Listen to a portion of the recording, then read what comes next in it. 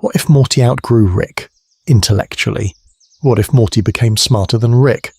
Got a favourite Rick and Morty character? Ever wondered which one you're actually more like, the reckless drunk genius or the anxious kid just trying not to die horribly on a weekday? Because here's the real question. What happens if the anxious sidekick suddenly becomes the smartest being in the room? Like, not Morty has a good idea for once. Smart, I mean Morty permanently surpasses Rick in raw intelligence, strategy and long-term planning, smartest mind in the multiverse. Smart Rick's whole brand is smartest man in the universe. That's his thing, that's the t-shirt. So what happens when the universe looks at Morty and goes, actually, it's this guy now? If you ask me, that is a hell of a cosmic demotion. You take the guy who builds god-killing weapons in his garage and you say, yeah, you're second place now to the kid who still barely passes math. That is going to break something, and it's probably not just Rick's ego, because once Morty is smarter, every portal gun, every death crystal, every weird illegal piece of tech Rick ever whipped up at 3 a.m. becomes a toy in Morty's sandbox. Imagine a Morty who can predict every one of Rick's moves before he makes them, who sees the emotional manipulation, the gaslighting, the it's for your own good Morty speeches, and just quietly rewrites the plan in the background. Suddenly the dynamic flips who leads the missions now, who decides which planet gets saved and which one gets Cronenberged, who carries the ethical responsibility for all the damage they leave behind. Is it still the drunk grandpa or the kid who can calculate multiversal casualty numbers in his head while doing homework, and the stakes are way bigger than just family drama but with lasers? The Citadel, the Council of Ricks, the entire Rick-based political ecosystem is built on one rule. Ricks are on top. Mortys are emotional dampeners, cannon fodder, glorified IQ silencers break that rule, and every Rick who ever treated his Morty like a human shield just realized the shield was smarter than the shooter, believe it or not. We've already seen the prototype evil Morty literally outwits an entire Citadel, manipulates elections, sets up long-term traps across multiple timelines, and walks away from Rick control like it was training wheels. That's one Morty with a plan. Now imagine a version of our Morty hitting that level or beyond, but with every adventure memory, every trauma and every lesson Rick accidentally taught him anyway. Buckle up, because we're going to break this down step by step. We'll start with the small day-to-day changes. Who talks and who listens on adventures, then scale it up to full-on multiversal coups and ask the real question: if Morty becomes hyper-intelligent, does he save the multiverse, become its tyrant, or turn into something way scarier? And by the time we're done, regular Morty might look more dangerous than Rick ever did, and I don't know, I'm kind of here for it. Ground rules: how smart is smarter than Rick? So before we throw Morty into God mode and watch the multiverse cry about it, we need ground rules. When I say smarter than Rick, I don't mean Morty finally passes algebra and stops asking what a neutrino bomb is. I mean he eclipses Rick's whole package: the IQ, the creativity, the disgusting amount of multiversal trivia in his brain, while still being Morty on the inside. That's the key. His emotional wiring stays the same. Same anxiety, same guilt, same OG's energy. He's not evil Morty level cold, he's not brainwiped into a logic robot, and he's not suddenly deciding child endangerment is a personality trait. He's basically current Morty, but now he can see 10 moves ahead of Rick in every scenario, which is a hell of an upgrade if you ask me. So how does he get there? We've got 3 main routes, and you can kind of pick your poison. Option 1, latent genetic potential. The show literally tells you Mortys are used as intelligence dampeners for Ricks. That implies the raw material is in there. Flip whatever switch Rick or the central finite curve is using to keep Mortys dumb, and suddenly this kid is playing 5D chess with the council before breakfast. Option 2, tech shortcuts. Rick already has brain enhancers, cognition amplifiers, and probably an illegal in 17 galaxies neural implant just lying in a garage drawer next to some space drugs. Morty straps on a headset, maybe gets a cortical modem like Jerry's Parasite episode, but, competent, and now he's got Rick's processing power without the alcoholism DLC. Option 3, cosmic upgrade. Some higher dimensional entity, time god, or cursed artifact decides Morty is its new project. Think evil Morty's long con, but instead of political manipulation, it's a direct intellect boost. He touches a glowing cube, sees every Rick in every timeline, and walks away with the answers to questions Rick hasn't even thought to ask. Believe it or not, that's probably the most on-brand Rick and Morty option. Anyway, whatever path you like, we're locking in the same rule set. Morty's now objectively smarter than Rick by any metric that matters. but his moral compass doesn't snap off. From here, the video is going to zoom out in layers. First, we hit the personal and family fallout, what happens at the Smith dinner table when the sidekick is secretly the apex predator. Then we move to adventure dynamics. Who leads, who cleans up the bodies, who decides what level of war crime is acceptable on a Tuesday. After that, we scale up to Citadel and Council politics, using evil Morty's election scam and all the times regular Morty already outsmarts Rick as our canon receipts. And finally, we go full multiverse. What does a hyper-intelligent, still emotional Morty do with portal tech, reality rewrites, and every Rick's playbook memorized? Here's the dilemma I want in your head the whole time. Is a smarter Morty with empathy actually safer than Rick? Or is giving that much power to someone who still cares about people a brand new kind of threat? Buckle up, because the answer is not going to be comforting. Morty's hidden potential, the intelligence dampener twist. So if a smarter Morty with empathy is already a brand new kind of threat, what happens when you realize the show has been telling you Morty is literally a brain shackle this whole time? You remember the intelligence dampener line from the Citadel episode, right? That wasn't just a throwaway gag. That was the writers quietly whispering, "Hey, your cute sidekick is actually Rick's neurological parole officer." The idea is simple and horrifying. Morty's function as living white noise machines for Rick's brains. Keep a Rick emotionally distracted, slightly guilty, constantly babysitting, and you keep him from going full genocidal science god 24/7. It's like strapping a nuclear warhead to a crying toddler, so the scientist has to stop and wipe noses instead of wiping universes. Morally messed up? Absolutely. Strategically smart? Also yes. But here's the part nobody talks about. If Morty can dampen Rick, that means Morty's brain is doing something on Rick's level. You don't plug a potato into a supercomputer and stabilize it. For that dampener effect to work, every Morty has to be running some kind of compatible cognitive frequency with their Rick.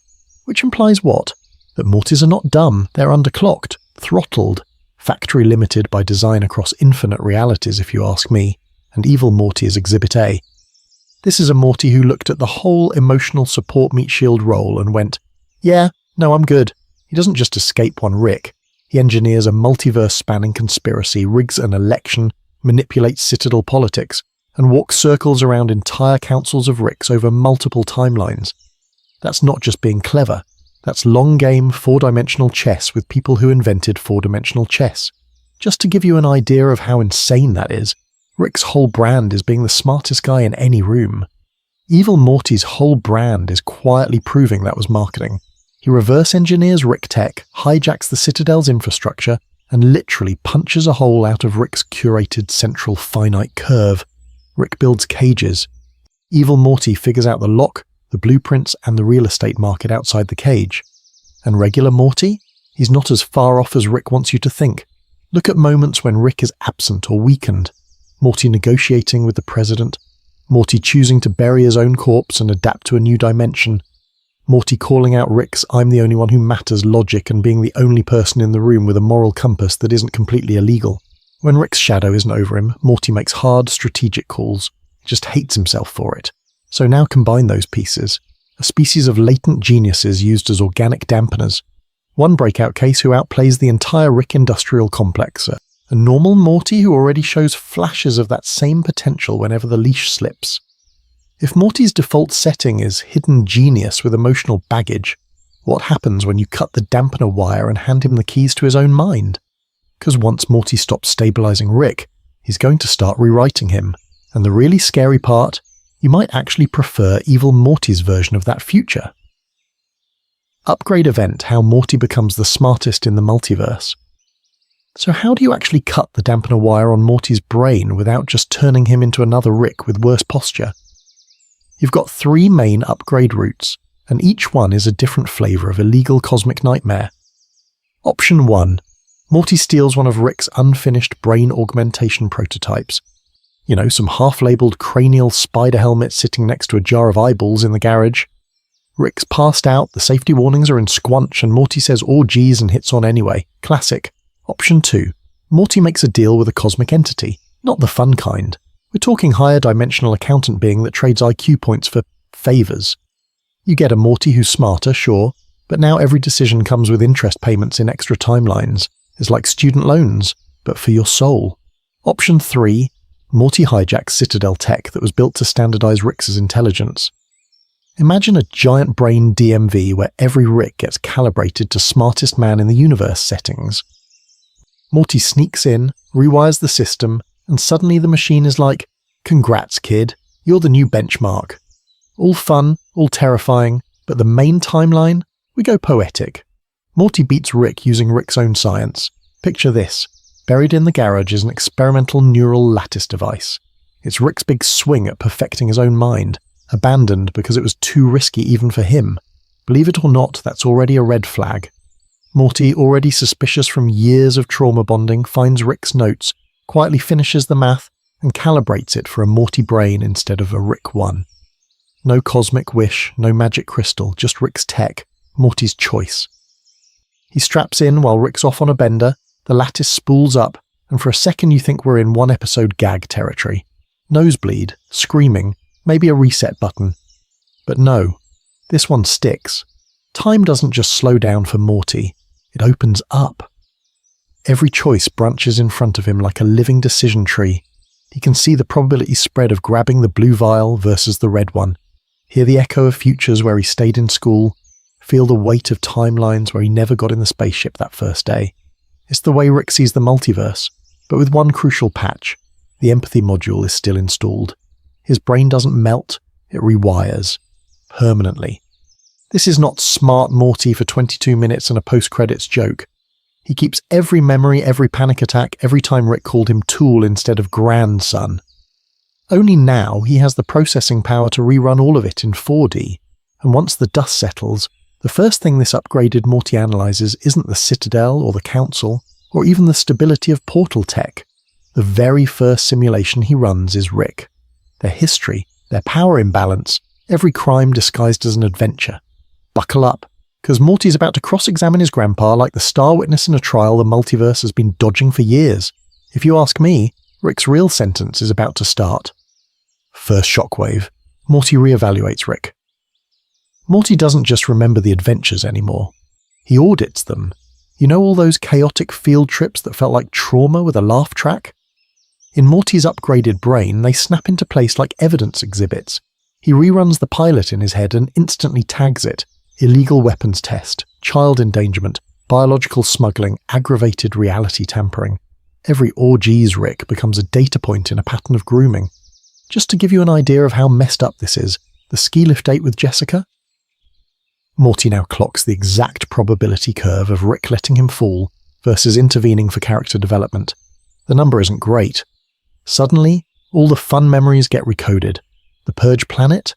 That's not a wacky one-off. It's Rick stress-testing Morty's comfort with mass murder. The Cronenberg universe? That's Rick's risk calculus in action. Family, planet, continuity, all disposable variables. Morty realizes half the time he thought he was the sidekick. He was actually the experiment. And then it gets worse. Because Morty can now model Rick, like, psychologically, in terrifying 4K. He can predict the exact moment Rick will sabotage his own happiness, the precise number of days Rick can go without chaos before he manufactures a crisis, and the statistical likelihood that any adventure is actually Rick trying to avoid feeling anything real. Believe it or not, the model also shows Rick is emotionally dependent on Morty as a kind of human, emotional support animal with PTSD.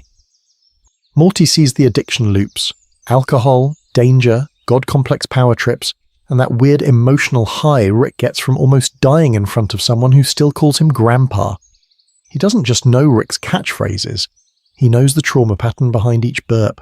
Here's the pattern interrupt. For a second, Morty feels bad for him. Like, genuinely. His new intelligence lets him see the cosmic loneliness, the nihilism, the fact that Rick stared into the multiverse and decided nothing matters, so he might as well speedrun every crime imaginable. It's a hell of a coping mechanism, if you ask me. Morty understands why Rick is like this, and at the exact same time, he can calculate in cold numbers how many people die if Rick keeps going unchecked. So Morty's first big move isn't steal the portal gun or become Evel Morty 2.0. It's a question.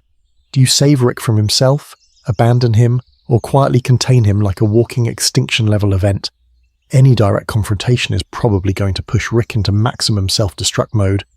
Any abandonment leaves Rick free to escalate. The scary part is, Morty's new brain is still tethered to guilt, empathy, and that stupid little hope that his grandpa can be better. I don't know. I'm kind of here for it, because it means Morty doesn't go full tyrant. Not yet. Instead, he starts thinking in terms of a long game. Subtle safeguards, backup plans, and invisible leashes on Rick's chaos. And that slow, methodical containment strategy? That's where things really start to break. Day-to-day adventures. 2.0, Morty takes the wheel. So, what does that invisible leash look like on a random Tuesday adventure? Well, buckle up. Because day-to-day Rick and Morty goes from chaotic road trip to tightly managed heist movie where the sidekicks stole the script. Before the upgrade, a normal mission is basically this. Rick kicks open Morty's door, probably drunk, definitely burping science fumes, and goes, "Morty, we got to go harvest quantum lungfish eggs before the government bans them." No plan, no briefing, just a portal in the garage and a vague warning like, "Don't breathe too much." Morty gets yanked out of school, screaming, "Oh geez, Rick," while Rick Improv builds a breathing mask from a toaster and a dead alien. Collateral damage? Entire ecosystem wiped. 3 planets on fire, some guy named Blorf orphaned forever. Rick treats it like a punchline. Morty just tries not to die or throw up. Now run that same adventure post-upgrade. Same portal, same lungfish planet, but Morty's already mapped the biosphere, calculated the toxicity curve, and prepped 3 exit routes. He's got probability trees in his head like he's speedrunning reality. He tells Rick, "No neutrino bomb, we only need a phase shift net." And Rick actually hears the word "no" from a Morty and doesn't immediately win the argument.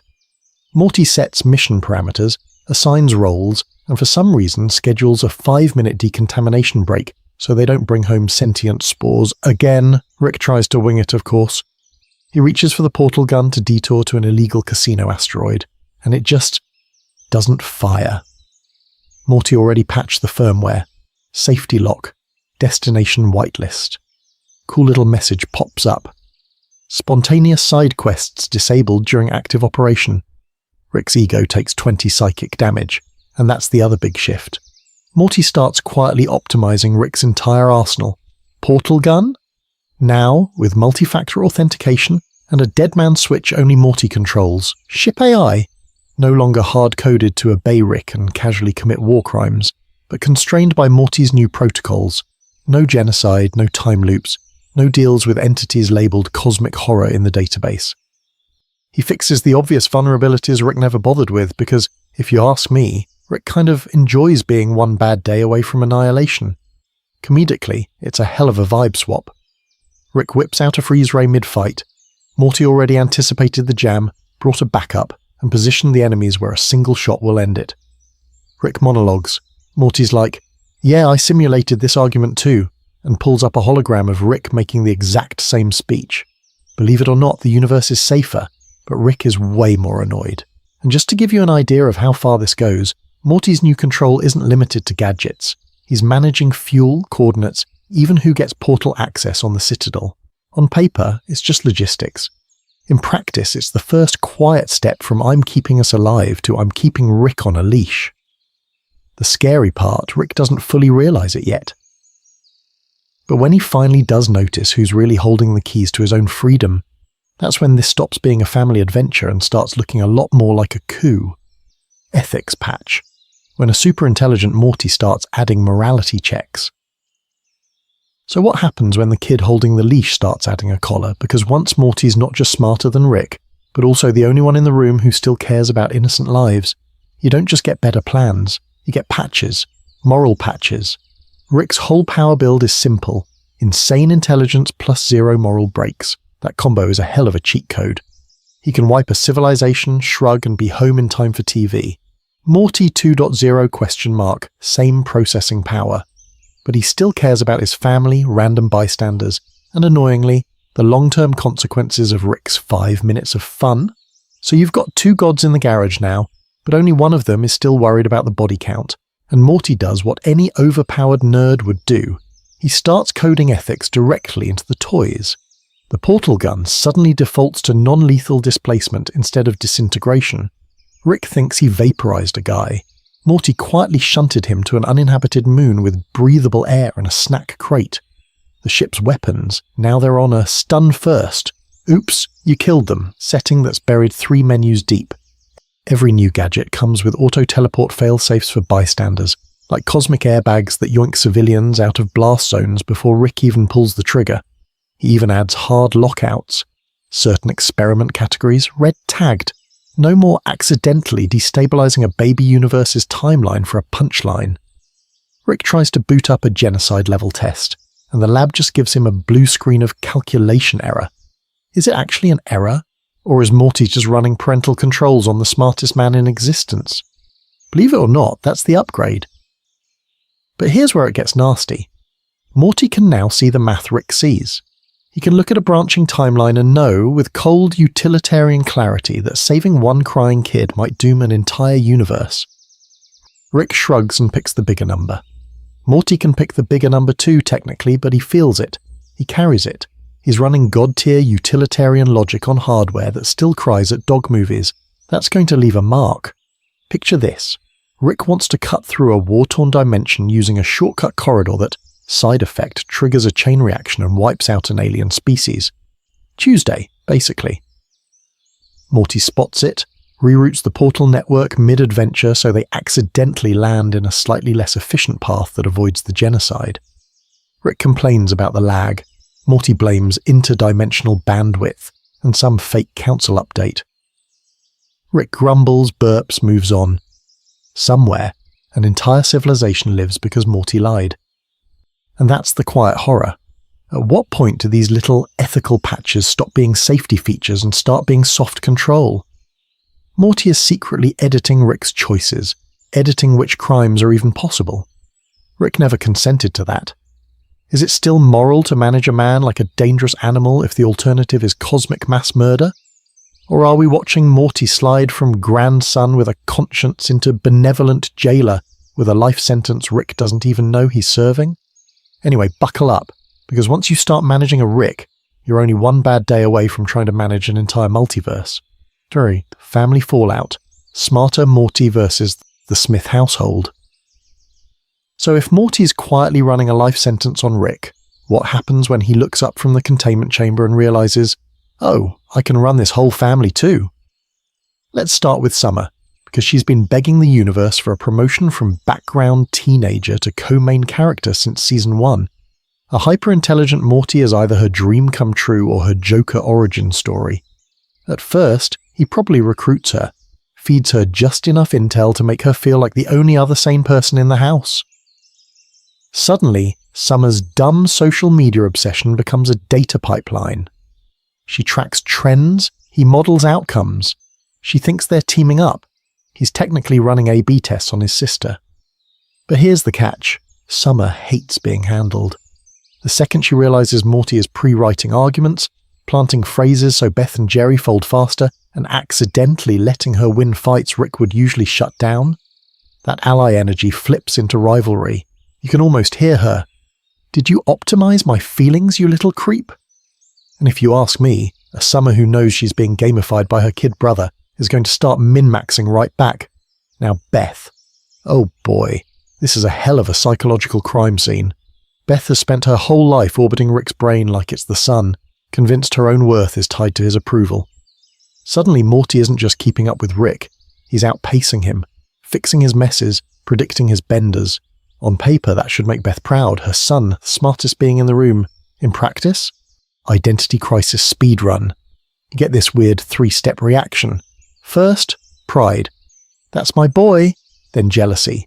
Why didn't I get that genius? Then terror. Wait, if Rick broke me and he's dumber than Morty now, what could Morty do? She's already canonically afraid she might be a clone or a bad mum. Add a god-tier Morty playing 5D chess with family dynamics, and you've basically handed her an existential anxiety nuke. Jerry, meanwhile, is comic relief and accidental prophet. He's the first one to say the quiet part out loud. He can't explain neural augmentation or multiversal game theory, but he can absolutely walk into the kitchen, see Morty calmly balancing 5 laptops, 3 holograms, and a call from the president and go, I don't know, he's scarier now, right? Everyone laughs. But you feel it. The joke lands because it's true. Behind all that, Morty's quietly optimizing everything.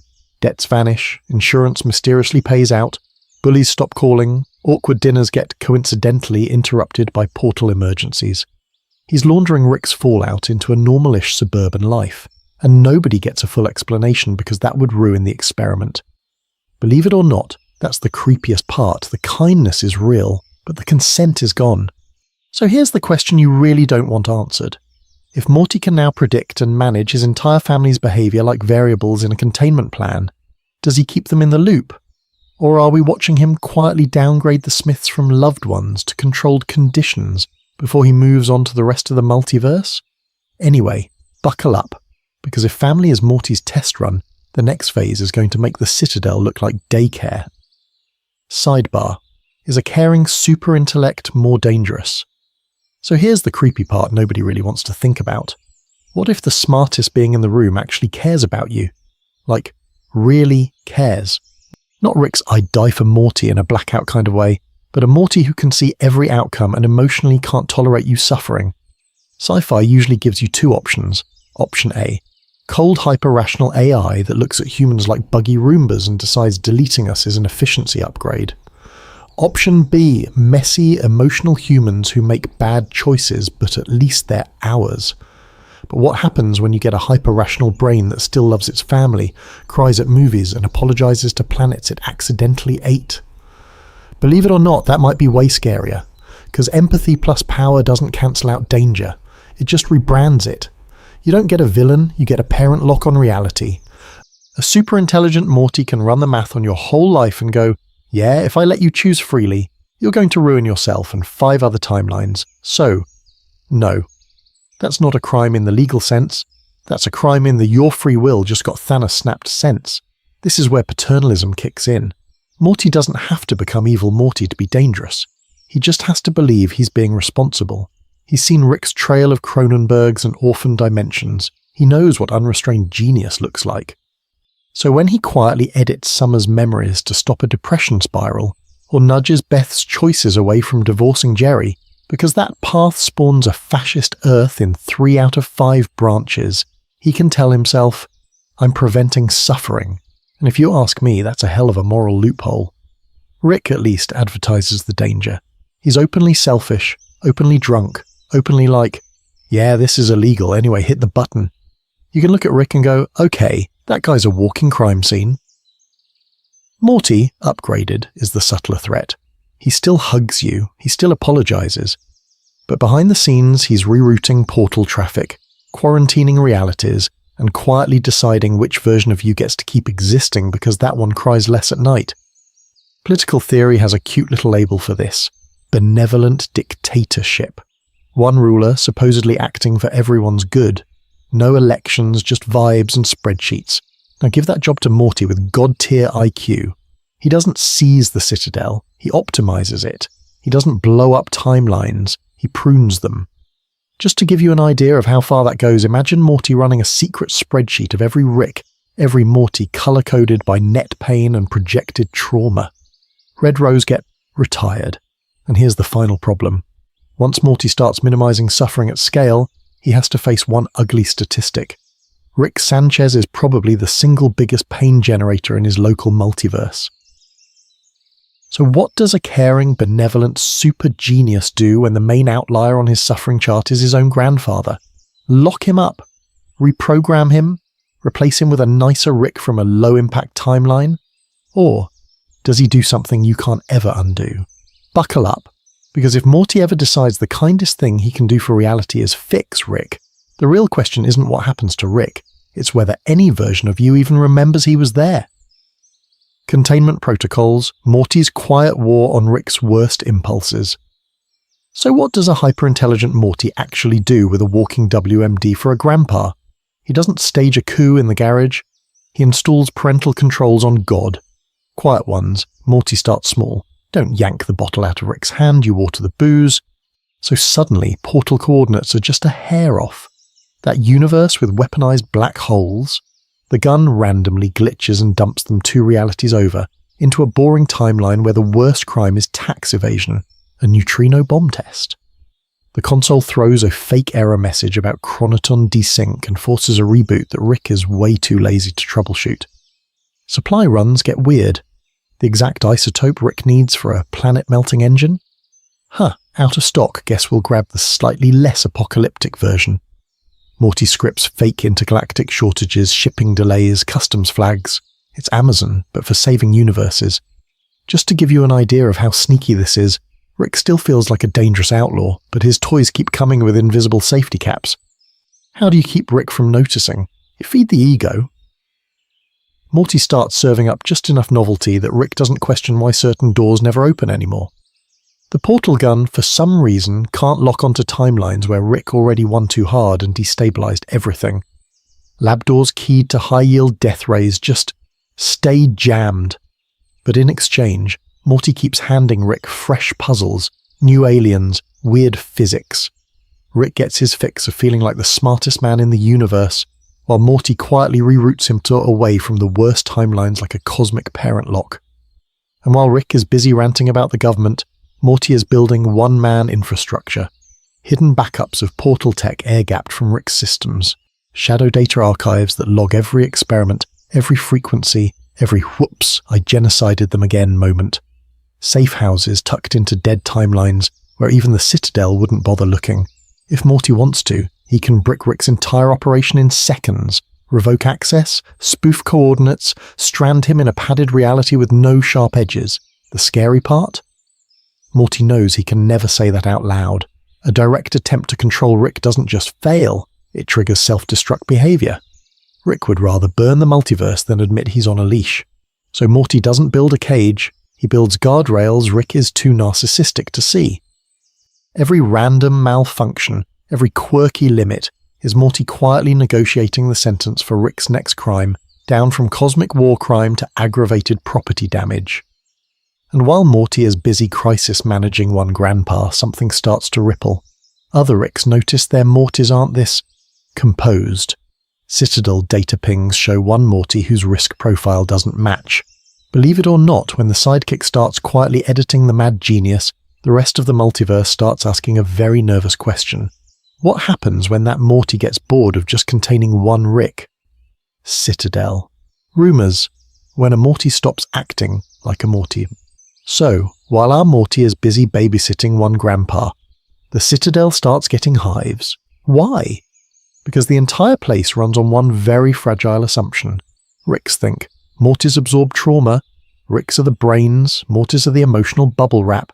You flip that equation even once, and the whole social order starts looking like an illegal pyramid scheme with extra steps.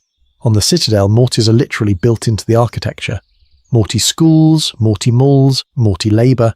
They're statistically noisy, emotionally volatile, and if you ask me, intentionally kept just smart enough to fetch a portal gun, but not smart enough to ask who's holding the leash. The idea that a Morty could be a Rick-level strategist isn't just weird, it's a structural threat. It's like discovering your smoke detector has been quietly doing calculus, so the early warning signs start trickling in. First, it's surveillance logs, mission footage where the Morty is clearly taking point, while his Rick hangs back, confused, like a drunk Uber driver who lost the GPS. Then it's anomalous tech signatures, devices with design patterns that look Rickish, but the biometric lock is keyed to a Morty's brainwaves. That is not supposed to be possible without several committees filing several forms about cruel and unusual competence. And then it gets darker. Ricks around that dimension start quietly going missing. No portal gun residue, no blown-up labs, no dramatic monologues. Just gaps. You know it's bad when the Citadel risk algorithms, which are already pretty jaded, flag a Morty as the common variable. One Morty, multiple vanished Ricks. Statistically, that's not an accident, that's a pattern with a body count. Buckle up, because this is where the Council of Ricks has a full-on existential panic meeting. They slap the files on the table and the first question is obvious. Evil Morty 2.0, or something worse. Evil Morty openly ran for president, broke the Citadel, and peaced out. This Morty, he hasn't declared anything. No manifesto, no campaign, no dramatic speech about freedom from Rick. He's just off script. Calm, predictive, playing 4D chess while pretending he still loses in math class. And that freaks them out way more. Because if one Morty can surpass his Rick without turning into a cartoon supervillain, What does that say about the entire Rick-Morty hierarchy? Maybe every Morty is a potential future usurper who just hasn't hit the right trauma-to-intelligence ratio yet. Just to give you an idea of how paranoid they get, some Ricks start wondering if the Mortier's brain dampener idea was actually backwards the whole time. So the council does what any arrogant regime does when it smells rebellion. They vote to observe him. Discreet surveillance, embedded agents, the whole creepy package. Believe it or not, they feel pretty clever about it. The only problem, our Morty already accounted for this. Their spy drones, their data taps, their psychological profiles. He's baked all of it into his long-term plan. They think they're watching a Morty. He's busy studying how Ricks react right before they lose control. Pattern, interrupt. Fake sponsor. Are you tired of your Rick ruining the multiverse? He's busy studying how Ricks react right before they lose control. Speaking of losing control, are you tired of your Rick ruining the multiverse? Do you wake up 3 days late in a new timeline with a different number of parents than you remember? Do you lie awake at night wondering, is my grandpa's existence technically an ongoing crime scene? Well, buckle up, because this episode is now proudly not sponsored by RickGuard trademark Multiversal Liability Insurance. With RickGuard trademark, you can finally enjoy peace of mind in a universe where peace of mind is probably illegal. Tired of collateral damage every time Rick says it'll be fine, Morty? RickGuard trademark offers coverage for neutrino bomb mishaps, accidental Cronenberging, and those days where he drunkenly genocides an entire microverse asterisk, just asterisk to power his car. Portal gun unreliable. RickGuard TM's premium portal package includes up to 3 free extractions per cycle when your Rick strands you in a fascist dimension, a wasp dimension, or worst case scenario, an improv comedy dimension. We can't save your dignity, but we can technically get your body back. And for the homeowner on a budget, try our existential dread deductible. Every time Rick reminds you that nothing matters, you earn dread credits you can cash in for therapy, memory wipes, or one complimentary "You were right, Morty" from a licensed Rick impersonator. Is it emotionally satisfying? Not really. But if you ask me, it's still more validation than Canon Morty gets most days.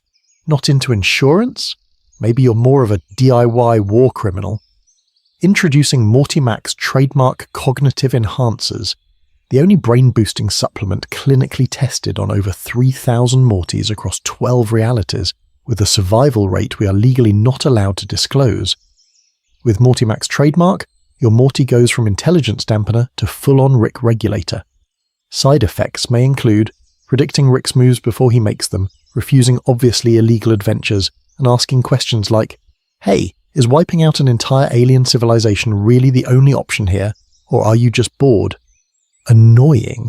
Definitely. Effective? Also definitely. Morty Mac's trademark customers report up to 60% less multiversal property damage, 40% fewer surprise funerals, and a shocking increase in sentences that start with "No Rick." Just to give you an idea of how wild that is, that's like turning a Meeseeks box into a responsible life coach. Legal disclaimer time, because of course, RickGuard trademark and Morty Mac's trademark are not available in dimensions where Ricks are legally classified as weapons of mass destruction, where Mortys have already seized power, or where Jerry successfully filed for full custodial control. If your Morty becomes Evil Morty, Overlord Morty, or starts using the phrase long-term plan unironically, stop use immediately and accept your new god. Anyway, fake sponsors aside, our Morty didn't need a subscription box to upgrade. He did it the hard way. No refund policy, no 30-day trial, and no customer support when he decides *U* are part of the problem Rick was distracting him from all along. Morty versus the council, outthinking the smartest Ricks in the room. So what happens when Morty finally looks up from the trauma buffet that is his life and notices the Citadel? You know, the skyscraper made of Ricks, Mortys and crime. Well, buckle up, because the council notices him first. The opening move is classic authoritarian HR. Rick gets a routine compliance summons about his unusually stable Morty profile. It sounds boring. It's not. Behind the fake paperwork and portal-embossed letterhead, the council's basically saying, "Hey, your Morty stopped screaming long enough to think, that's illegal." The official line is, "We're just going to ask a few questions. The real plan, assess, classify, and if necessary disappear one anomalous Morty before he infects the curve." Except this Morty is already 3 moves ahead. Before Rick even reads the summons, Morty casually drops a conspiracy theory in the garage like it's no big deal. You know, Rick, what if the council's been dumbing down Ricks with bad data? Like feeding them fake constants, sabotaging portal coordinates, that kind of thing? He doesn't say, I know they're coming for me. He says, they're coming for your ego. And if you ask me, that's the one pressure point in the multiverse you do not poke lightly. So while Rick is pacing, ranting about statistical anomalies and fascist Ricks cooking the books, Morty is in the background playing on his phone. Translation: quietly hacking Citadel infrastructure, piggybacking on the very summons Rick is complaining about. Log files, security protocols, Morty assignment algorithms. He's ghosting through it all. Evil Morty ran for president. This Morty doesn't touch elections. He just rewrites the voting software, reroutes supply chains, and plants fake threat reports that send kill squads to empty coordinates. Evil Morty is blunt force politics, campaigns, speeches, dramatic reveals. This Morty is invisible optimization. No flags, no anthems, just background processes. He tweaks patrol routes so dangerous Mortys never get found. Re-ranks risk scores so ambitious Ricks get busy, bureaucratic tasks, and seeds false data that makes the council think the biggest problem is other councils. Just to give you an idea of how subtle this is, half the changes look like bug fixes. Cut to the interrogation room. 1 council Rick, 1 chair, 1 Morty. Power imbalance, right? Rick leans in, smug. So, Morty, any unusual thoughts lately? Morty plays it small. Shrugs, stammers, then accidentally misinterprets a question and gets Rick talking about Citadel redundancies, backup portal grids, and purely hypothetical failure modes. 10 minutes in, the interrogator realizes he's the one oversharing. 20 minutes in, Morty has extracted access patterns, emergency override locations, and which sub-levels the council is scared of losing. By the time security finally clocks the abnormal conversation tree, Morty is already walking out with Rick, pockets clean, brain full. The council thinks they logged and analysed an anomalous Morty. Believe it or not, he logged and analysed them harder. He leaves the Citadel not just alive, but upgraded, with a mental map of every weak seam in the smartest dictatorship in the multiverse. And the scary part? He hasn't decided what to do with it yet. Reform it, exploit it, or burn it down later. Which future do you think a smarter Morty is going to pick? Tech arms race, when Morty starts rewriting Rick's inventions. So, what does a Morty do after he maps out the Citadel's weak spots like a bored IT guy auditing a war crime? He goes home, looks at Rick's garage, and realizes he's basically been adventuring with beta software this whole time. To Morty 2.0, Rick's inventions aren't sacred anymore. They're messy first drafts. Brilliant, sure, but also inefficient, insecure, and about as ethically constrained as a nuke in a daycare. You know that feeling when you watch an old episode and think, wow, this aged badly? Morty is having that reaction to Rick's entire tech catalogue. First target, the portal gun. Rick treats it like a car key. Morty treats it like root access to reality, so he doesn't steal it. He decompiles it. He adds built-in ethical filters, hard-coded risk scores for every destination, and a kill switch for timelines that are 1 Cronenberg away from disaster. Want to jump into a universe where you're guaranteed to cause a genocide? The gun now pops up a warning like, this jump is illegal under Morty Protocol 7, enjoy staying alive instead. And if you ask me, that's a hell of a patch. Then he goes after the time stuff. All those illegal time freezers, paradox boxes, and half-baked temporal band-aids Rick's used. Morty wraps them in rollback safeguards. Every major time manipulation now autologs a restore point, tracks causality branches, and refuses to execute if the projected casualty count crosses a line Morty set at like, not another billion, thanks. Rick used time like a drunk with a DVR. Morty basically installs version control on the universe, and because he's not stupid, he builds AI assistants that report to him, not Rick. The ship, the house, the garage tools, even the stupid butter robot archetype, everything quietly syncs to Morty's private oversight layer. On paper, they still follow Rick's commands. Under the hood, Morty's firmware decides what actually runs. Whoever controls the firmware controls the universe, and Morty just became the admin while Rick still thinks he's user 1. Just to give you an idea of how deep this goes, Picture the entire portal network as a cosmic freeway. Rick thinks he's speeding in the carpool lane. Morty silently pushes a patch that reroutes any unauthorized high-risk jumps through his own monitoring system first. Congratulations, he's basically the TSA of the multiverse, but competent. Every warlord Rick accidentally empowered, every black market corridor, every evil something variant trying to slip through. Flagged, scanned, and if needed, hard-locked in a holding dimension that probably violates like 12 galactic constitutions. Rick still swaggers around like the mad scientist at the center of everything. But the operating system of reality, at least in their corner of it, now reports to Morty.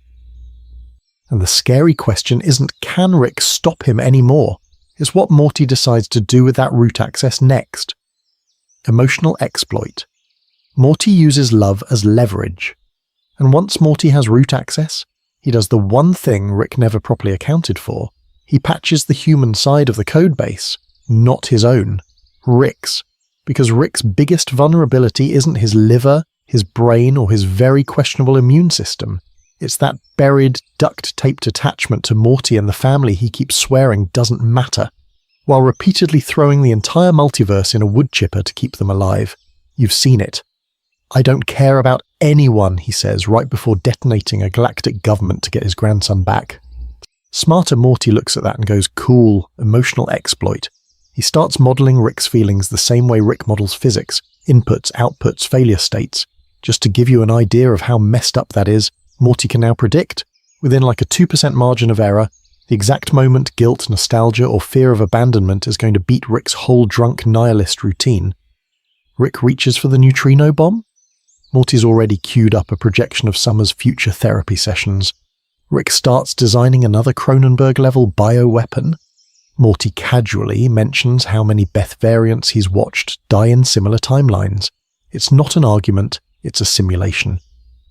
You can push that button, Rick, but I've run the numbers on how many grandkids you lose in the next 5 minutes. Want to see the graph? And because Rick is still, for some reason, a grandpa before he's a god, it works. Morty reframes choices like a cosmic therapist with a gun. He doesn't say, don't build that death ray, it's illegal. He says, you could build that death ray, or you could prove you're not the bad grandpa everyone thinks you are by helping me fix the Citadel refugees instead. One option scratches Rick's ego. The other scratches his secret need not to be the absolute worst. Guess which way he leans. When Rick crosses a line, Morty doesn't scream anymore. He just goes quiet. If you do this, I'm leaving your timeline, permanently. No tantrum, no begging, just a clean, calculated threat calibrated to Rick's abandonment issues. That sentence hits harder than any portal gun malfunction. Rick can face down gods, but the idea of his Morty walking away, that's the one apocalypse he actually flinches at. Here's the dark part. Morty knows this, and he starts treating his own feelings like tools in a giant optimization problem. Love becomes leverage. Forgiveness becomes a limited resource he doles out to keep Rick inside acceptable parameters.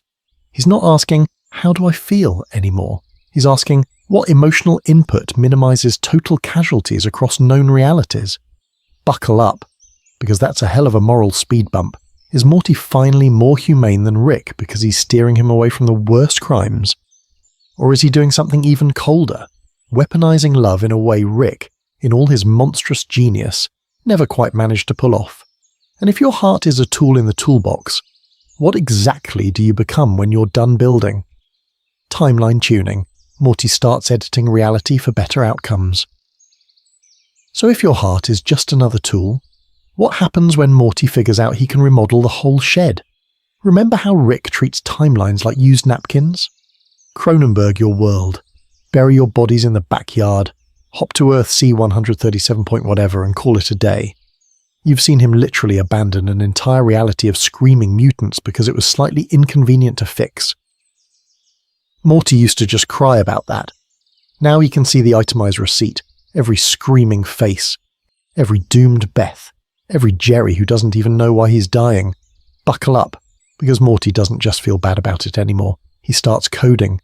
He takes Rick's janky time crystal prototypes, the portal gun firmware, and that illegal time-freezing tech the Federation really should have locked up better, and he stitches them into something new, a branching simulation rig. Think citadel of Ricks, but for outcomes. He can spin up 1,000 versions of Rick presses this button and watch which ones end with the family dead, a planet genocided, or Morty turning into the next evil Morty. Then he just prunes them, quietly, surgically, like he's speedrunning morality. Is that a crime? Is it illegal to murder a universe you technically never let finish loading? Good luck finding a court with jurisdiction over timelines that got deleted in pre-production. Anyway, this is where the ethical horror really kicks in. Morty starts flagging branches. Universes where Summer gets spaced, gone. Realities where Rick wipes out a miniverse again, quarantined in a locked cluster. Timelines where Morty himself slides into tyrant mode, those get deleted with extra prejudice. He's not just fixing Rick's messes, he's preemptively erasing the versions of himself that would agree with Rick. On the ground, the Smith family just thinks they're on a hell of a lucky streak. Rick still does his usual I'm a god, nothing matters routine, but the neutrino bombs always misfire in the harmless way. The Cronenberg-level outbreaks always get contained at the last second. Jerry doesn't die, Beth doesn't die, Summer doesn't die. Not this time. Not in this curated slice. They're living inside Morty's highlight reel, and they have no idea that for every breakfast they survive, 1,000 other Smiths choke on cosmic shrapnel off-screen. Just to give you an idea of how messed up this is, Rick used to be the guy casually walking away from burning realities. Morty is now the guy with a spreadsheet deciding which ones are allowed to catch fire in the first place. If you ask me, that's a different level of cold. And here's the part that should make you a little sick. Once Morty can veto entire universes, is he still the traumatized kid cleaning up after Rick? Or did he quietly become the god of a hand-picked multiverse cluster? And if Rick ever notices his chaos keeps getting corrected, what do you think he's going to do when he realizes his grandson has been editing his life like a bad episode, a Morty-centric multiversal order? So what happens when Rick finally notices reality keeps getting patched behind his back? Simple. He follows the edits. And at the end of that breadcrumb trail, he finds the ugliest mirror in the multiverse, the Citadel. Because once Morty's brain is off the leash, the Citadel stops looking like a quirky Rick clubhouse and starts looking like an industrialized child abuse factory. You've got rows of Mortys literally wired into Ricks as emotional shock absorbers, Morty Town as a ghetto built out of trauma, and an entire government founded on the idea that Rick-level recklessness is not just normal, it's policy. That's not just messed up, that's a systemic war crime with branding. So Hyper Morty does the math. If you leave this place alone, you're complicit. If you blow it up, you just create Citadel 3.0 somewhere else. So he does the one thing no Rick ever does. He tries to fix it. First reform, mandatory psychological screening for Ricks. You want portal gun privileges? Cool. Take your multiversal Myers-Briggs and your sociopathy scan. Fail too hard and you're benched, your tech is locked and you're not allowed within 50 feet of an unsecured Morty. Imagine a Rick having to sit through a mandated therapy session with a clipboard AI that keeps asking, and how did Cronenberging your home dimension make you feel? Believe it or not, that alone would cut Citadel-wide casualties in half. Next, Mortys get rights. Actual, codified, can't be hand-waved by science rights. Education that isn't just how to get yelled at and survive. Access to tech that isn't booby-trapped. A curriculum that says, you're not a dampener, you're a variable. Suddenly you've got Mortys studying portal calculus, Grom-Flowmite law, and, I don't know, basic self-esteem. And to run it all, Morty ditches Rick supremacy and builds a multi-intellect council, Ricks, Mortys, Summers, Gear people, even one very confused Mr. Meeseeks with a PhD. It's a hell of a culture shock. You walk into the old council chamber expecting 30 Ricks arguing about who's the smartest, and instead you get a Morty-led committee asking, okay, but how many universes did your experiment destabilize this fiscal quarter? Of course the traditionalist Ricks lose their minds. To them, this is an existential insult, being told you need a psych eval from a Morty before you can build a death ray. That's like telling Rick he's grounded by his own Funko Pop. They form resistance cells, start whispering about restoring the natural order, and yeah, probably do some light terrorism. And it's not just the Ricks. A lot of Mortys have internalized the idea that they're supposed to be scared, disposable, and kind of stupid. You offer them power and they flinch. They're like, wait, standing up to Rick is legal now? Some of them sabotage reforms because the devil they know feels safer than being responsible. So Morty does the one thing he swore he wouldn't. He centralizes. Executive override codes, backdoor access to every portal hub, kill switches on Rick Tech. To protect freedom and reduce suffering, he quietly becomes the singular authority he's trying to dismantle. You wanted a democracy. You got a Morty with root access. And here's the scary question you've got to ask yourself. Is this a kinder, smarter Citadel? Or is this just the beta version of the Morty-led technocracy that makes evil Morty's regime look almost honest by comparison? Because if the nicest Morty alive decides the only way to stop Rick-level chaos is permanent, algorithmic control of reality, buckle up for what that does to the rest of the multiverse. In Mortyverses, Evil Morty, clash of two post-Rick futures. So if our upgraded Morty is quietly speed-running his way toward a kinder Citadel, what happens when he runs face first into the guy who already did the Morty revolution on a hard mode? Yeah, we've got to talk about Evil Morty. Evil Morty's whole brand is I'm done being Rick's emotional support animal. His goals are crystal clear. Break free from Rick control, dismantle Rick supremacy, and prove Mortys aren't just IQ seatbelts for narcissistic old men, and he does it with campaign rigging, mass manipulation, and casually turning the Citadel into a meat grinder. You know, normal student council stuff. If your school elections came with body counts. Just to give you an idea of how far he goes, Evil Morty doesn't just leave the Citadel. He fires a golden portal through the central finite curve and literally exits the Rick-dominated reality bubble. That's not I'm mad at my grandpa. That's I'm filing for multiversal emancipation and burning the courthouse down on my way out. The crime here isn't just political murder, it's ideological arson. Now compare that to our Morty. This Morty is smarter than Rick, sure, but he's still texting Summer back, still tucking in a traumatized Beth, still pretending Jerry matters. He's optimizing adventures to minimize suffering, patching up timelines instead of strip mining them, and he's initially allergic to overt genocide, which is a hell of a low bar, but if you ask me, still progress. He'll manipulate a crowd if he has to. Evil Morty will manipulate a civilization because it's Tuesday, so picture their first encounter. Evil Morty scans him and goes, okay, you're clearly not a standard issue doofus, but why are you still dragging a Rick around like a support animal in? He sees a kindred spirit with training wheels. Our Morty looks back and sees his own worst-case scenario in glasses, a version of himself that solved the Rick problem by deleting the concept of mercy. It's like meeting your LinkedIn profile and your war crimes tribunal at the same time. Do they team up? For about 5 minutes, probably. You can easily imagine an uneasy alliance where they target the worst Ricks, the ones doing Cronenberg speedruns and illegal bioweapon side quests. They'd be terrifyingly efficient. Evil Morty running Black Ops coups across the Citadel, our Morty designing clean extractions, non-lethal takedowns, and only a little collateral damage. But then, the philosophical bill comes due. How many planets are acceptable write-offs? How many families do you vaporize to keep the curve stable? Evil Morty's answer is, as many as it takes. Our Morty is still counting faces.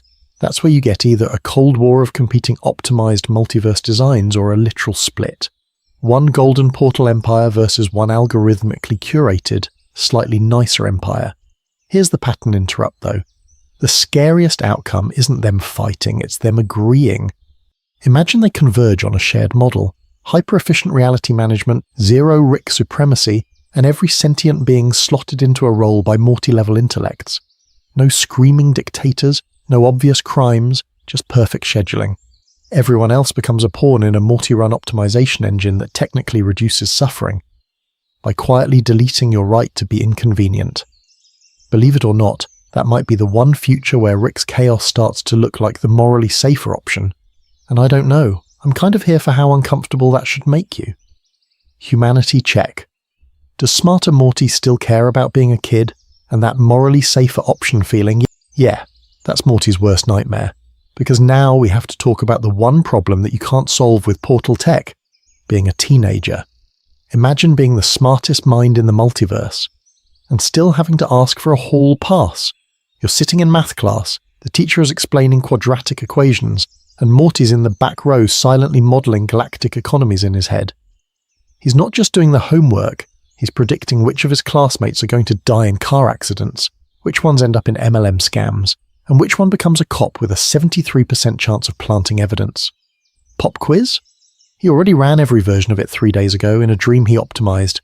That's the cognitive dissonance. On paper, he's a 14-year-old with acne and a C in Spanish. In his head, he's calculating the long-term climate impact of the school cafeteria's pizza day and realizing it's like, technically a war crime against future Earth. Believe it or not, passing notes in class feels kind of illegal when you can see the butterfly effect of every doodle.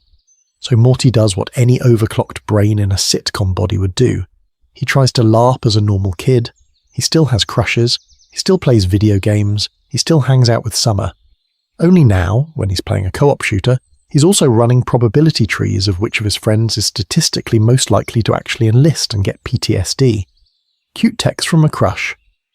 He can see 5 branching timelines where that relationship ends in mutual trauma, and one where they're happy, but only if he sacrifices 3 other people's futures. Fun. Hanging out with Summer at the mall turns into a quiet horror show.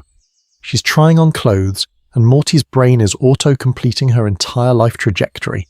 Which insecurity this outfit feeds, which ad campaign implanted it, how that body image spiral leads to a specific therapist in her 30s who, by the way, gets divorced in 2041. It's not a vibe, it's a spreadsheet. And here's where it gets heavy. Morty's always had more empathy than Rick. Now add foresight. Every conversation suddenly comes with a spoiler reel of that person's worst days. You don't just know your friend is going to relapse. You know the exact song that's playing when it happens. That's a hell of a weight to carry if you ask me. Burnout isn't a possibility, it's a countdown. The easiest coping mechanism is the Rick method. Detach, joke, drink, call everything meaningless. You can see how he slides into it. Why care about your lab partner's feelings when you already watched them die 50 different ways in your head before lunch? Being cold starts to feel like self-defense, but Morty's still Morty, so he fights back with these tiny, stubborn human anchors. He schedules dumb time where he literally throttles his own processing, neural dampeners, brain lag apps, whatever, to watch a stupid movie and not predict the box office. He clings to specific friendships. Like one kid he refuses to optimize because he wants at least one relationship that isn't a math problem. He leans into family traditions Rick makes fun of. Board game night, holiday dinners, even if he knows the exact number of days until that family falls apart in other timelines. It's damage control on his own soul. Every choice is, do I stay soft and hurt or go full Rick and stop feeling this? And somewhere between those options, a third path starts to flicker. One Rick never believed in and evil Morty never cared about. The question is, can smarter Morty actually hold that line? Or are we just watching the origin story of the most terrifying kind of god? One who tried to stay human and finally gave up? Breaking point. The first big Rick-Morty confrontation. And that can he hold the line question. It doesn't stay hypothetical for long, because one day Rick goes to do the most Rick thing ever, tweak his portal gun mid-hangover, and the gun talks back, not with a voice, with code. He plugs it into his lab console, runs a quick diagnostic, and suddenly there's this extra lattice of encryption, nested under his own work. Same style, same math, just smarter. You ever watch a boomer discover their Netflix password got changed? Multiply that by cosmic horror.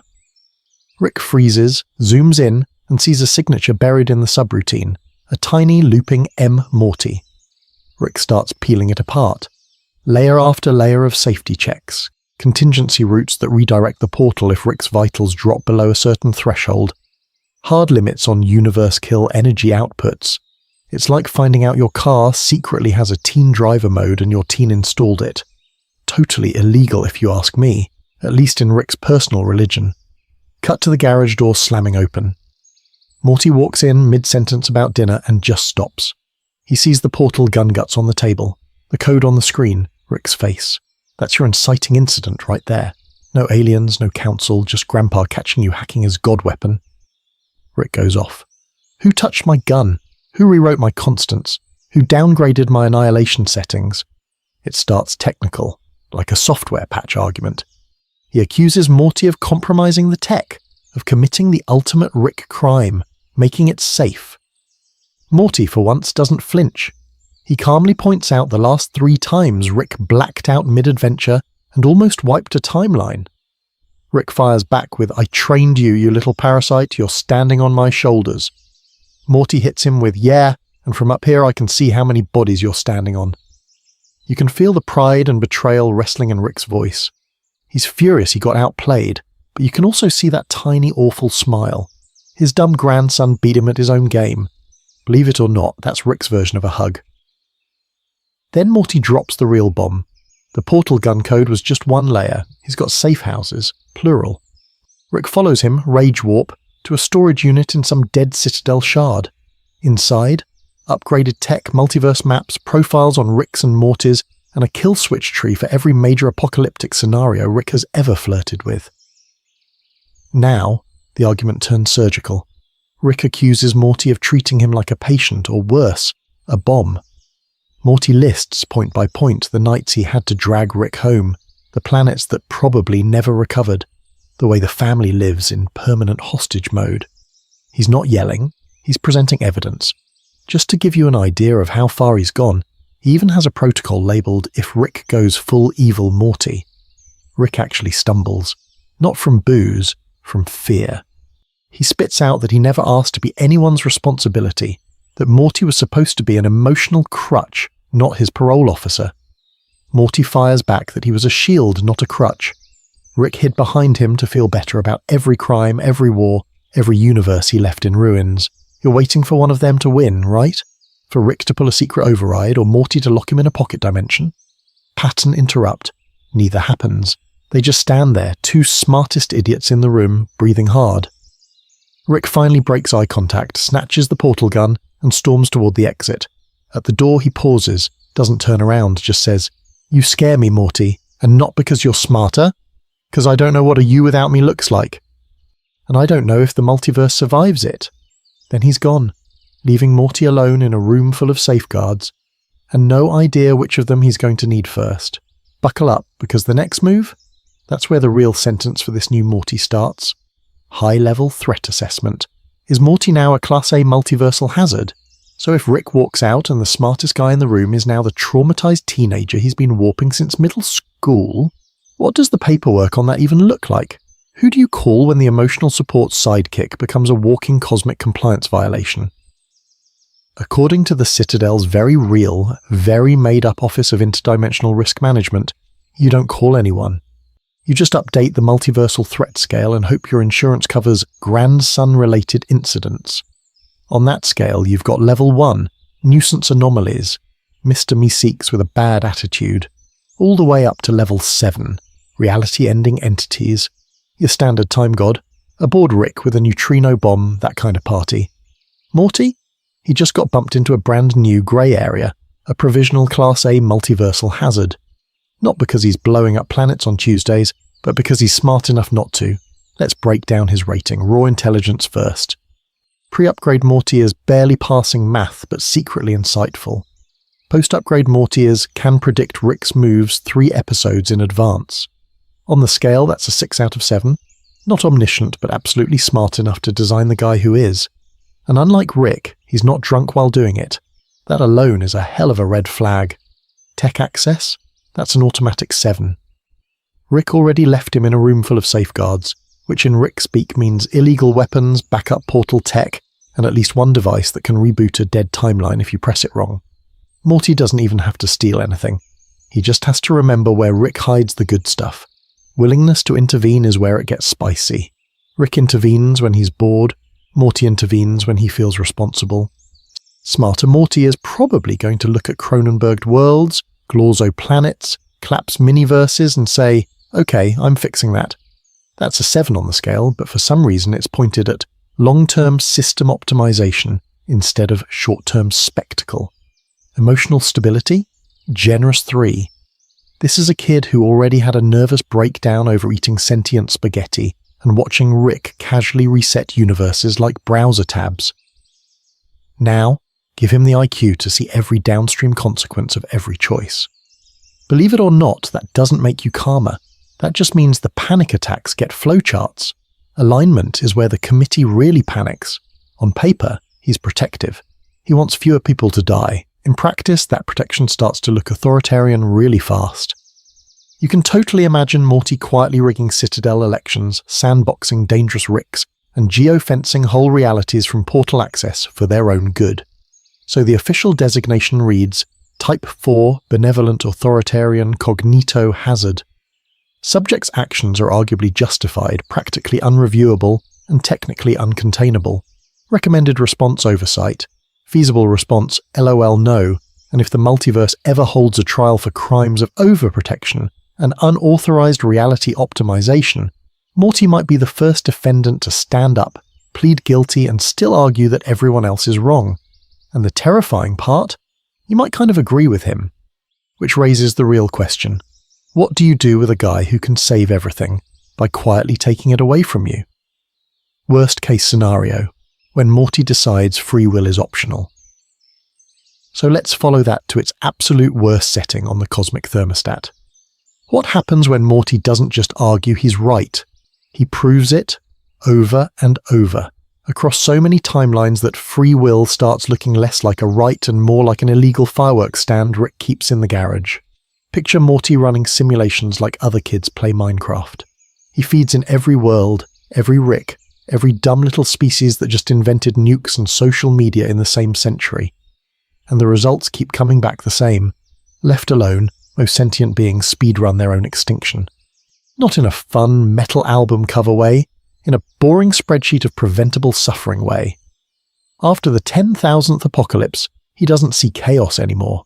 He sees math. And the math says, if nobody smarter is gently steering the wheel, everybody crashes.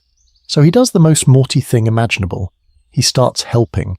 Not with armies, not with citadel coups, not with an evil Morty-style monologue, with nudges, tiny, invisible, deeply creepy nudges, a 0.03% probability tweak here, a minor glitch in a dictator's pacemaker there, a scientist misses a meeting and never invents a bioweapon, a Rick's portal gun jams on the one day he would have wiped a timeline, an inspirational video randomly hits your feed the night you were going to do something you'd regret forever. From your side, it just feels like coincidence. You get the job at the last second. The protest doesn't turn violent for some reason. That cult leader gets food poisoning and cancels the big drink the glowing punch ceremony. Believe it or not, Morty's fingerprints are on everything and you never see a single one. He quietly edits the menu of reality. You still get choices technically, just not the ones that lead to civilization-scale faceplants.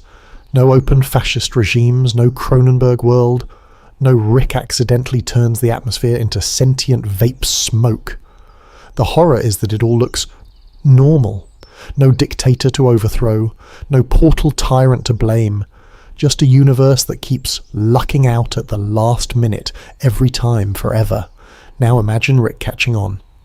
He traces a pattern in the noise, follows the probability trails, and realizes his grandson turned the multiverse into a padded room.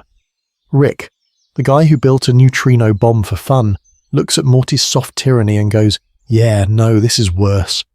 He'd probably call it a crime against existence, a life sentence for every timeline robbed of the right to screw up. Rick would rather live in a dangerous, stupid cosmos than a safe, curated one where every wild idea has already been pre-deleted. So here's the part you can't squirm out of. Which universe are you choosing?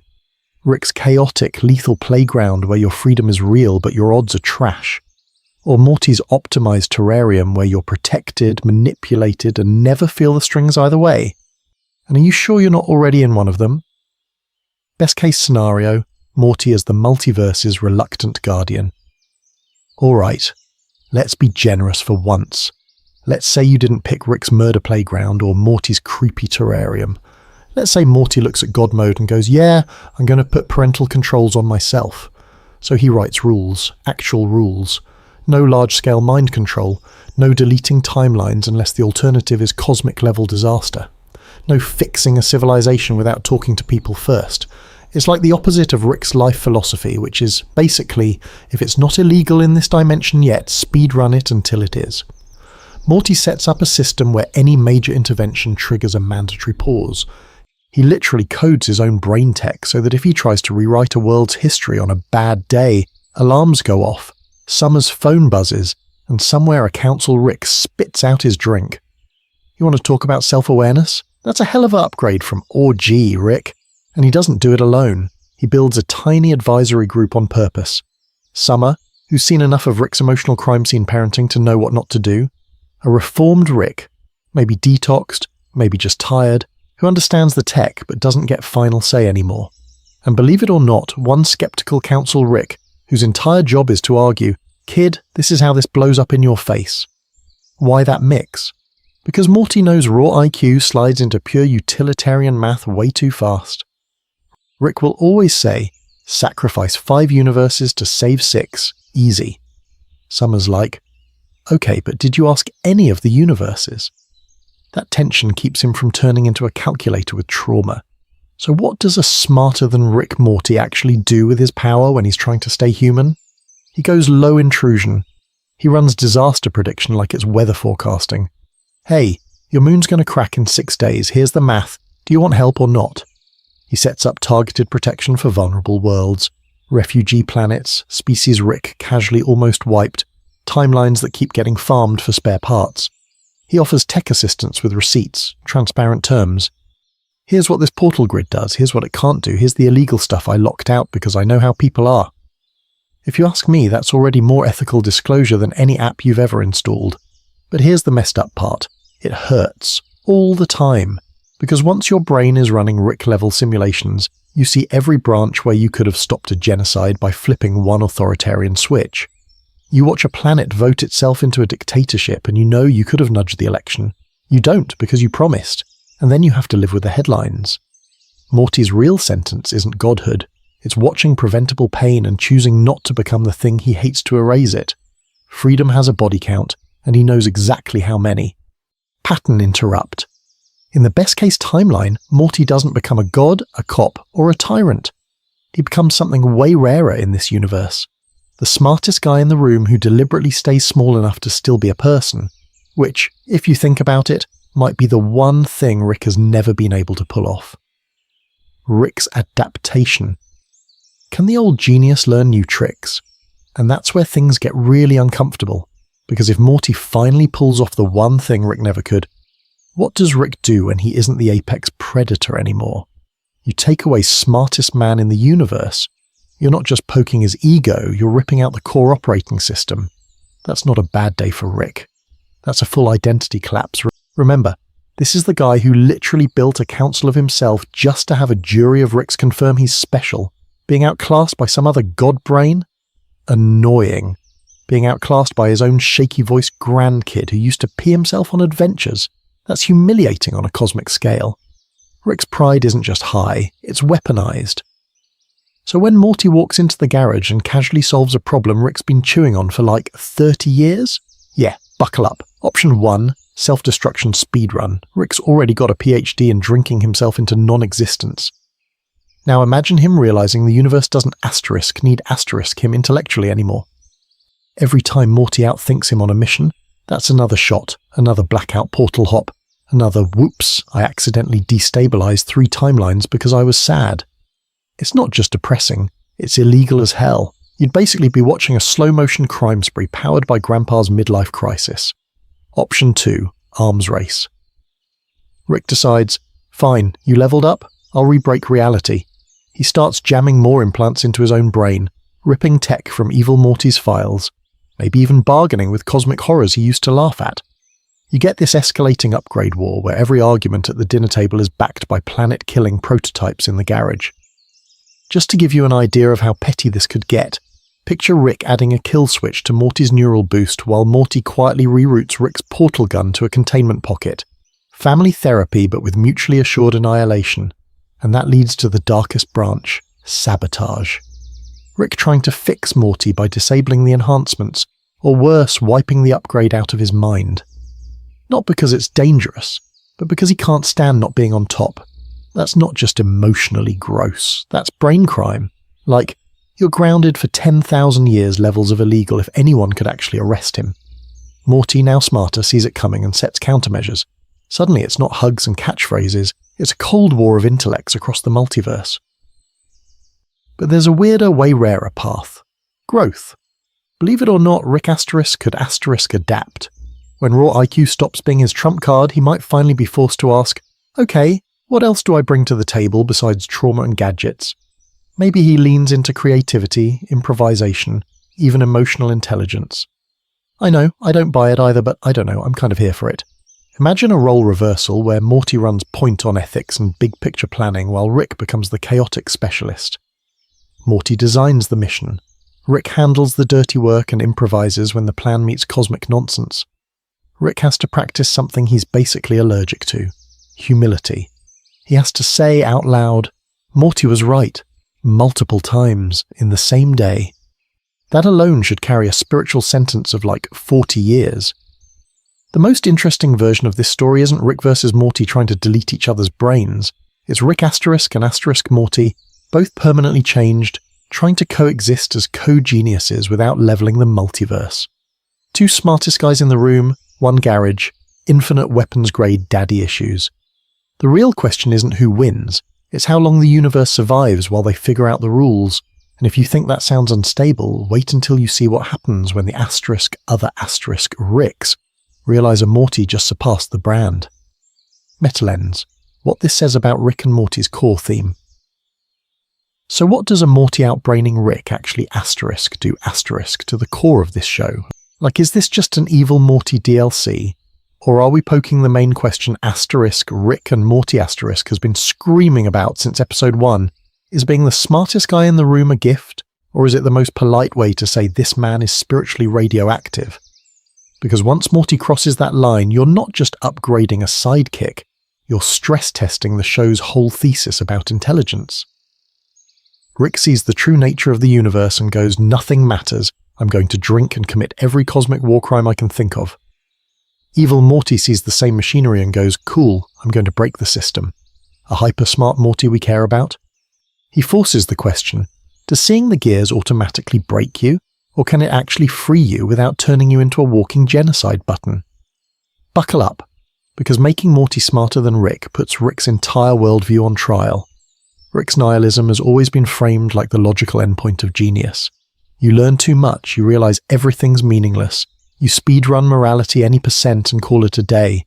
But if Morty hits that IQ ceiling and doesn't claps into the same "nothing matters so I can do anything illegal" spiral, that's a problem for Rick. It means his whole "I'm like this because I'm smart" bit was probably just one coping strategy, not the inevitable sentence for high intelligence. And that's where the agency thing gets spicy. The show literally told you Mortys are intelligence dampeners for Ricks.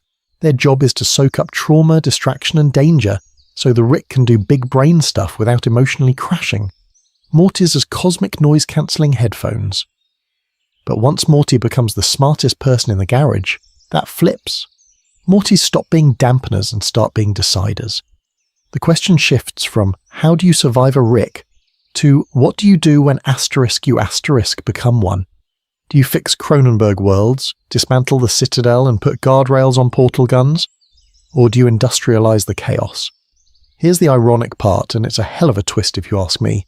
The healthiest version of this scenario only works if both of them grow in opposite directions.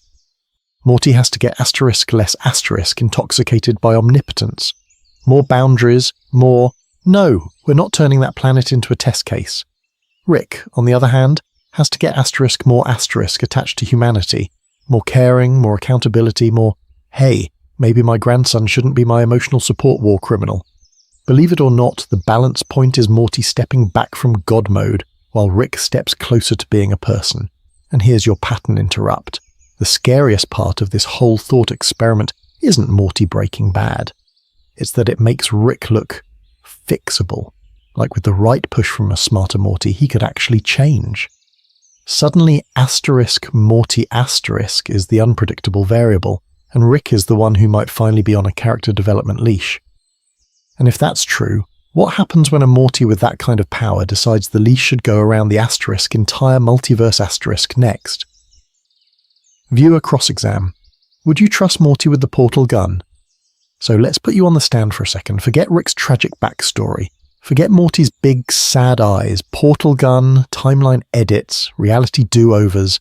If you had to hand that power to one of them right now, who gets it? Current Rick?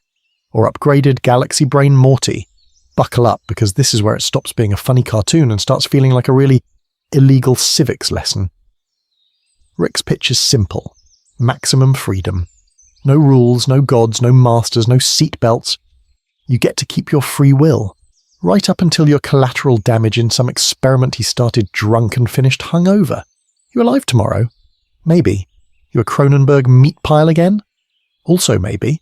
Morty's offer is different. Imagine Morty with evil Morty-level IQ and a therapist's vocabulary.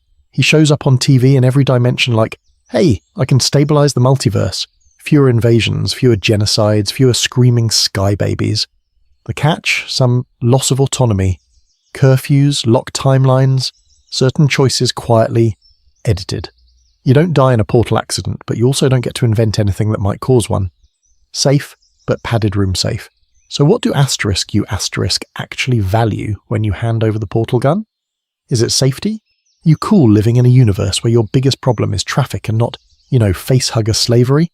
Or is it free will, even if that means Rick is out there committing a fresh cosmic crime every other Tuesday? And what about fairness? Rick plays favourites, if you ask me. Morty, on the other hand, might algorithmically distribute suffering like a tax.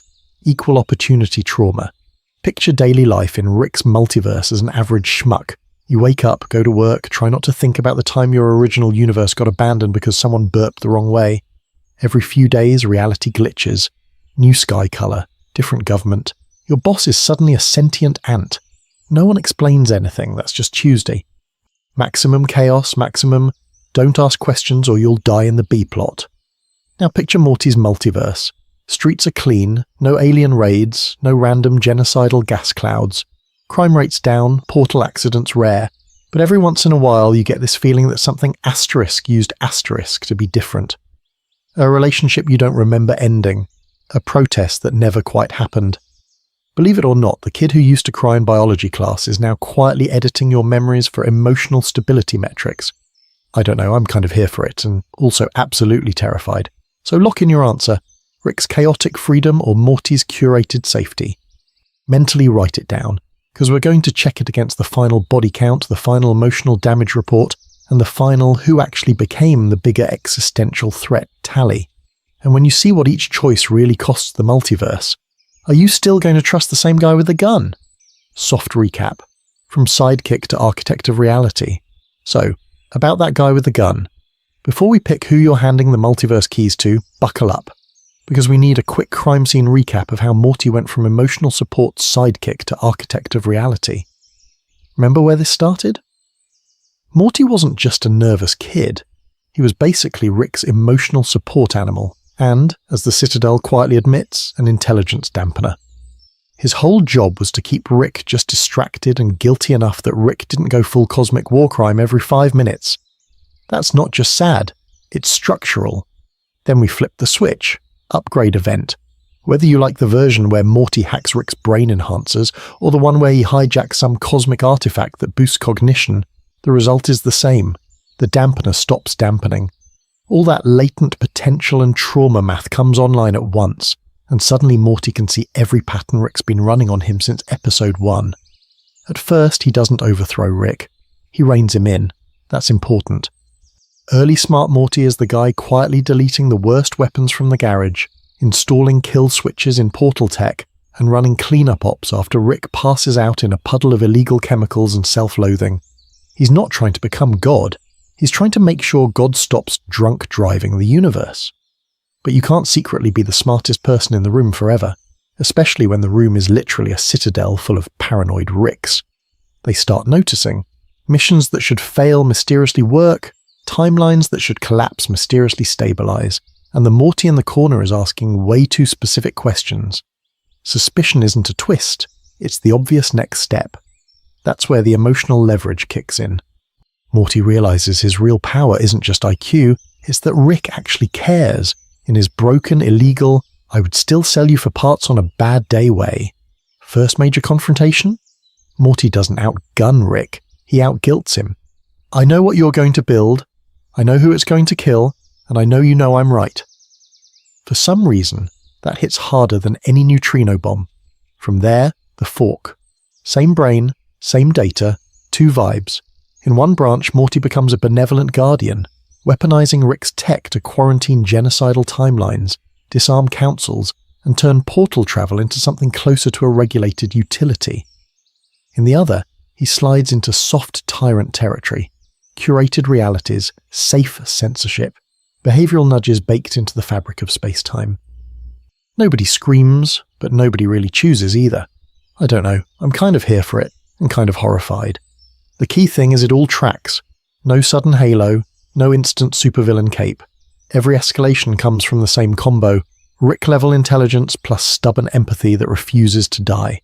He optimizes safety the way Rick optimizes freedom, and both leave a body count. So what did we actually stress test here? The whole Rick and Morty dynamic. Flip the intelligence hierarchy and you see what breaks, Rick's control, what bends, their family, and what reveals its true shape, Morty's morality under infinite power. Next, we're going to cash this out. What kind of universe does a smarter-than-Rick Morty most likely build once the training wheels are off? And when we look at that finished product, what does it say about Rick's legacy? Tragic warning, necessary evil, or the guy who accidentally created his own replacement sentence for the multiverse? Final verdict, the most likely fate of a superintelligent Morty. So what does the finished product actually look like? Does smarter-than-Rick Morty become a cosmic therapist, a tyrant, or the kid who just rage quits reality and logs off? If you ask me, you've got to start with Canon Morty because that kid is a walking contradiction in a yellow shirt. On one hand, Morty is guilt incarnate. This is the guy who buries his own corpse, sees Cronenberg Jerry shamble around, and is never really okay again. He pukes, he cries, he spirals. He attends funerals for people he accidentally helped kill. He wants to do good so badly that even eating ethically sourced spaghetti makes him nervous. On the other hand, you push him far enough and he'll ice a dude in a parking lot or go full eye patch mode and overthrow an entire citadel. That ruthlessness is in there, just waiting for a higher IQ to sharpen it.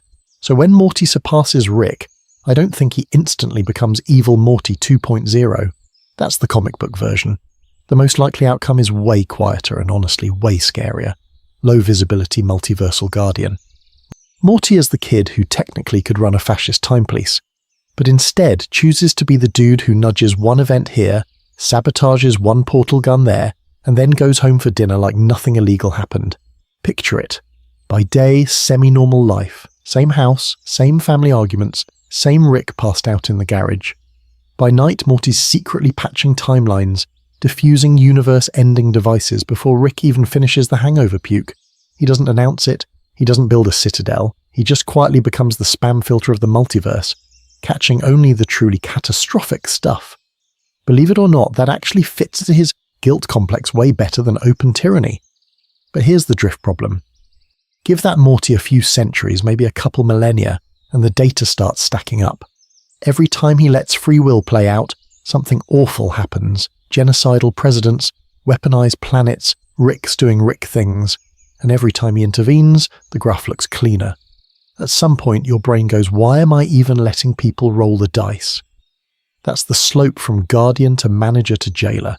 No giant crime, just a million tiny optimizations that slowly cancel choice. This is where Rick weirdly becomes the safety feature. Even outclassed, Rick is chaos with a portal gun. He's the one idiot in the system who will always push the red button, question Morty's perfect plan, and drunkenly blow up whatever god-tier algorithm Morty is building to keep everyone safe forever. It's a hell of a dysfunctional balance. Morty trying to over-optimize reality, Rick accidentally defending free will by being too broken to control. So no, a smarter-than-Rick Morty doesn't automatically doom the multiverse. It just swaps loud, bloody crises for quieter, philosophical ones. Instead of will Rick destroy everything, the question becomes, who gets to decide what better means? And if you think that's less terrifying, buckle up, because next we're going to look at what happens when other Ricks and Mortys start noticing their guardian in the shadows and decide they want a piece of that power. Closing reflection. What if the sidekick was always the main threat? Decide they want a piece of that power. And here's the creepy part. Once you see it, you can't unsee it. Mortys aren't just background radiation in Rick's crime spree, they're the battery packs. The show literally tells you Mortys are intelligence dampeners for Ricks. Translation? Every shaky-voiced sidekick is a suppressed nuke in a yellow shirt. You don't chain something to your brain like that unless it's dangerous. We like to laugh at Morty as the victim, the trauma sponge, the kid who screams while Rick does the illegal stuff. But this whole thought experiment kind of rips the band-aid off and says, Hey, what if the real threat was the one learning from all of this? Evil Morty already answered that. He didn't beat one Rick, he beat all of them, with homework. Over years. That's not a fluke, that's a template. Because tell me what's scarier, the drunk genius who knows he's a monster, or the anxious teenager slowly realizing he doesn't have to be scared of him anymore? Rick walks into a room and announces he's the smartest man in the universe. Morty walks in apologizing for existing. Which one do you worry about when they finally snap? The guy who already did every crime, or the kid who's been taking notes on how to get away with it? Buckle up, because the multiverse's best hope might honestly be that Morty never figures out how smart he could be, or that he keeps just enough teenage insecurity to keep doubting his own godhood. I could rewrite reality, but what if everyone hates me? Is accidentally the only thing standing between existence and a Morty-based dictatorship. And if you ask me, that's a hell of a safety system. The dark joke of Rick and Morty is that all the cartoon violence and spaghetti made of people stuff is a mask. It lets you laugh while the show quietly asks, what do you do with knowledge you can't emotionally handle? Rick answers by numbing out and committing increasingly creative war crimes. Morty answers by shaking, crying, and still going back in the ship. Believe it or not, both of those are coping strategies, and when Morty starts catching up intellectually, responsibility stops being optional. He's not just the kid Rick drags along, he's the witness, the accomplice, the future judge. Growing up in this universe might literally mean becoming powerful enough to break reality. And then choosing not to. Or choosing to, and calling it justice. So sit with that for a second. What happens when the sidekick realizes he was the main threat all along? What happens when other Ricks and Mortys realize it too? Because next, we're going to talk about what that awareness does to an entire citadel built on keeping Mortys small, and what kind of sentence reality gets when one of them finally stops playing along. CTA, pick your genius.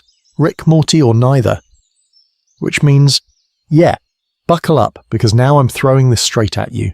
If somebody has to hold the portal gun and basically speedrun God mode on the multiverse, who are you handing it to? Are you Team Classic Rick, Team Upgraded Morty, or Team Destroy the portal gun and ground the entire cosmos for 1,000,000 years?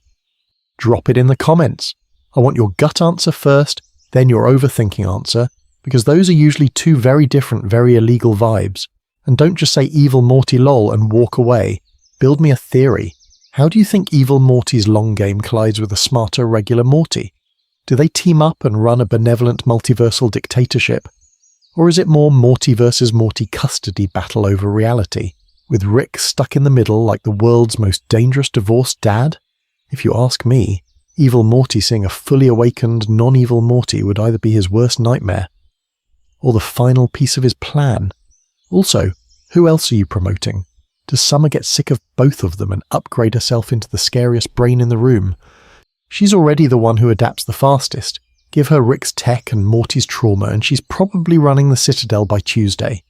Or maybe Beth snaps, goes full horse surgeon to cosmic surgeon pipeline and starts doing IQ enhancement surgeries in the garage. I don't know, I'm kind of here for it. Here's your homework in the comments. Pitch me a what-if episode. What if Summer became smarter than both Rick and Morty and started regulating portal travel like the world's angriest DMV? What if the council tried to mass upgrade all Mortys as living supercomputers and it backfired so hard the Mortys unionized and wrote the laws of physics to include paid time off? Or imagine a timeline where the safe option wins and the portal gun actually does get destroyed. What's Rick's emotional and legal sentence in a universe where he's just a guy with a drinking problem and no escape hatch?